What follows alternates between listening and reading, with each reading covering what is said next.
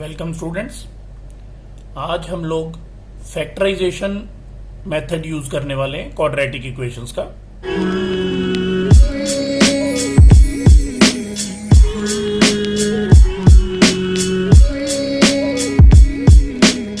तो first question, for example question is X square plus 3x plus 2 equal to 0।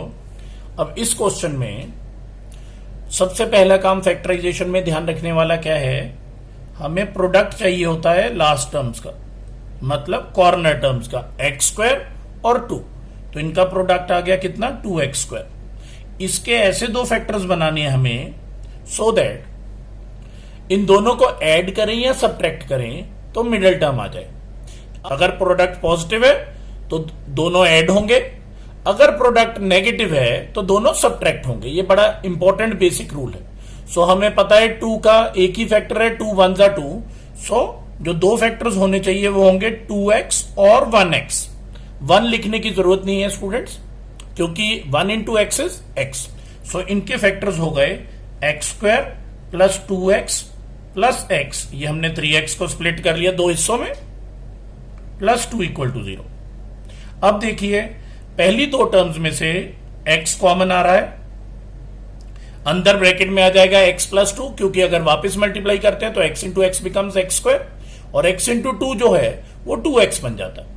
ऐसे ही third term के आगे का साइन तो हमेशा कॉमन आएगा स्टूडेंट्स, ध्यान रखिएगा।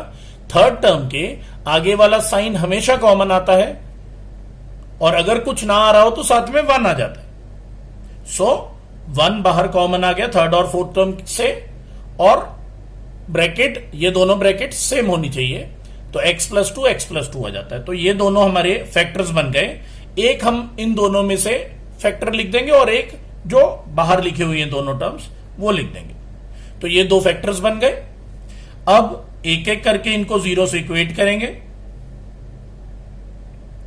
और ऑटोमेटिकली क्योंकि दोनों का प्रोडक्ट 0 के बराबर था, तो जब हमने एक एक करके इक्वेट किया तो हमारे पास x के रूट्स आ जाएंगे।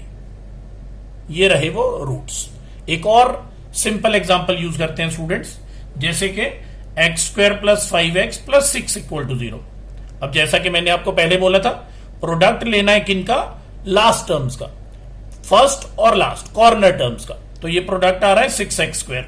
इनके दो फैक्टर्स बनाने हैं सो दैट मिडिल टर्म आ जाए हमारे पास, जो कि 5x है। अब जैसा कि मैंने पहले बोला था, क्योंकि प्रोडक्ट पॉजिटिव आ रहा है तो दोनों के दोनों जो फैक्टर्स होंगे वो ऐड होंगे,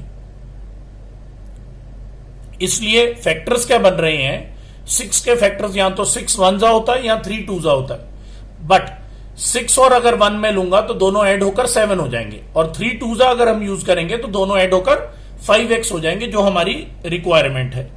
सो जो दो फैक्टर्स बनेंगे वो 3x और 2x होने चाहिए, मतलब कि X square plus 3x plus 2x। ये हमारे दो फैक्टर्स हो गए, जिसमें हमने मिडिल टर्म को स्प्लिट कर लिया है। फिर अगेन वही बात, फर्स्ट और सेकंड टर्म से x कॉमन आ रहा है, और अगर कॉमन लेने में कोई भी परेशानी हो तो वापस मल्टीप्लाई करके देख लीजिए, प्रीवियस टर्म आनी चाहिए आपके पास। जैसा मैंने पहले बोला था, थर्ड टर्म के आगे का साइन तो कॉमन आएगा ही, साथ में अगर कोई कांस्टेंट कॉमन आ रहा है तो वो भी मेंशन करेंगे, और उसके साथ ब्रैकेट, और ब्रैकेट में वही वैल्यू आती है जो फर्स्ट ब्रैकेट में थी। अब ये फैक्टर बन जाएंगे आपके x प्लस 3 और x प्लस 2 इक्वल टू 0। एक एक करके जब हम 0 से इक्वेट करेंगे इनको, क्योंकि दोनों का प्रोडक्ट 0 के बराबर है, तो ऑटोमेटिकली हमारे पास दो फैक्टर्स आ जाएंगे। एक x की वैल्यू -3 आ गई, दो रूट्स आ जाएंगे, एक x की वैल्यू -3 आ गई और एक x की वैल्यू -2 आ गई। सो ये दो फैक्टर्स हो गए। एक और थोड़े अच्छे केस की तरफ मूव करते हैं स्टूडेंट्स। फॉर एग्जांपल हमारे पास इक्वेशन है 6x square plus 5x minus 6 equal to 0। अब ध्यान दीजिएगा, ये थोड़ी सी कॉम्प्लिकेटेड है इक्वेशन, क्योंकि इसमें प्रोडक्ट जो है वो आ रहा है -36x स्क्वायर। प्रोडक्ट मैंने जैसे पहले भी बोला, वापस सुन लीजिए, फर्स्ट और लास्ट टर्म का प्रोडक्ट लेना है। 6x square into -6 becomes -36x square. इनके दो फैक्टर्स बनाने हैं। अब जैसा कि मैंने पहले बोला था, अगर प्रोडक्ट पॉजिटिव आता है तो हमेशा वो जो दो फैक्टर्स होते हैं, दो टर्म्स जो होती हैं जिनको स्प्लिट करते हैं, उनका एडिशन होता है अगर पॉजिटिव आता है, और अगर माइनस आता है प्रोडक्ट तो इट मींस दोनों का सब्ट्रैक्शन हो रहा होगा। तो अब हमें पता है 36 किस किस टेबल में आता है, 12 3 3 12 दोनों को अगर हम ऐड या सब्ट्रैक्ट करेंगे हमारे पास 5 नहीं आने वाला।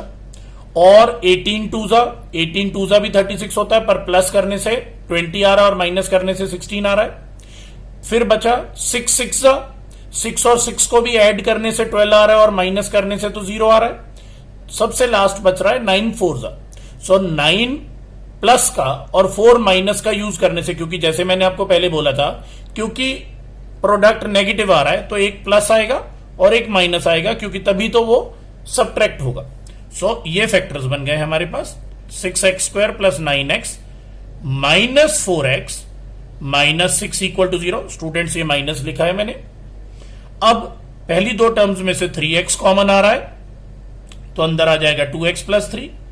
थर्ड टर्म के आगे का साइन तो कॉमन हमेशा लेना है, और जो कांस्टेंट वैल्यू कॉमन आ रही है जो कि 2 है इस केस में, और ब्रैकेट अगेन सेम आनी चाहिए जैसा पहले बोला।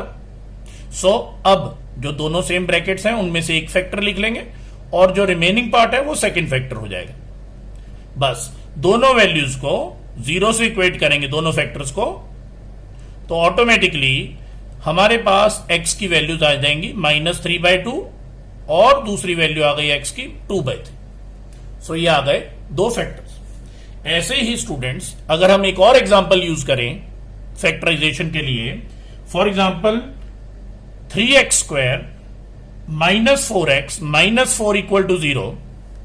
अब इस केस में जो प्रोडक्ट है वो आ रहा है -12x², क्योंकि 3x² और -4 को मल्टीप्लाई करेंगे तो -12x² आ रहा है। अगेन प्रोडक्ट क्या आ रहा है स्टूडेंट्स, नेगेटिव। नेगेटिव आ रहा है मतलब सब्ट्रैक्ट होने वाली हैं जो दो टर्म्स आएंगी, ऐड होने का तो सवाल ही नहीं है क्योंकि प्रोडक्ट माइनस है। सो जो दो फैक्टर्स बनेंगे, एक प्लस बनेगा और एक माइनस बनेगा, क्योंकि प्रोडक्ट नेगेटिव है। इसलिए 4 3 12 है, हमें पता है 4 3, बट फायदा नहीं है क्योंकि 4 3 को ऐड हम कर नहीं सकते क्योंकि प्रोडक्ट नेगेटिव है। सब्ट्रैक्ट करने से 1x आएगा जो कि हमारे काम का नहीं है। फिर अगर हम सही फैक्टर की तरफ आए तो 6 2, तो 6 जो है वो प्लस का होगा और 2 जो है वो माइनस का होगा, क्योंकि अगर 6 प्लस का होगा और 2 माइनस का होगा तो हमारे पास प्लस 4x आएगा। बट अगर 6x माइनस का होगा और 2x प्लस का होगा तो हमारे पास -4x आएगा जो कि हमारी रिक्वायरमेंट है। सो ये फैक्टर्स बन जाएंगे 3x² minus 6x plus 2x minus 4 equal to 0। पहले फर्स्ट टू टर्म्स में से 3x कॉमन, ब्रैकेट में आ जाएगा x माइनस 2।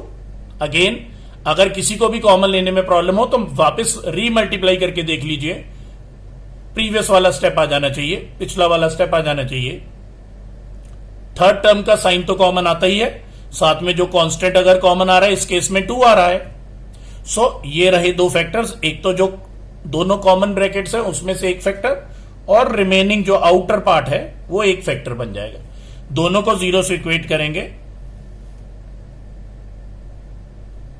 और x की हमारे पास रूट्स आ जाएंगे जो कि इस केस में आ रहे हैं -2/3 और +2। मेरे ख्याल से अब फैक्टराइजेशन काफी हद तक क्लियर हो गया होगा स्टूडेंट्स। Thank you.